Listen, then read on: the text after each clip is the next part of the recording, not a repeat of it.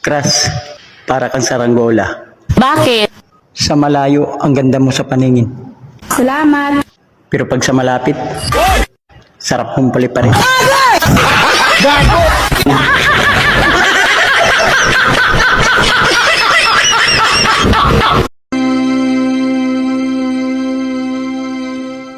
Bago natin ipagpatuloy ang seremonya ng kasalang ito, ibig ko lamang ipaalala sa inyo na dito sa Pilipinas ay walang batas ng diborsyo. Dito, ang kasal ay tanikalang gagapo sa inyo habang buhay at tanging kamatayan lamang maaaring lumagot nun. Parang may laman mo ang sinasabi niyo. Pido laki mata, tinatanggap mo ba na bukal sa loob mo na makaisang dibdib ang babaeng ito na iyong mamahalin, paglilingkuran,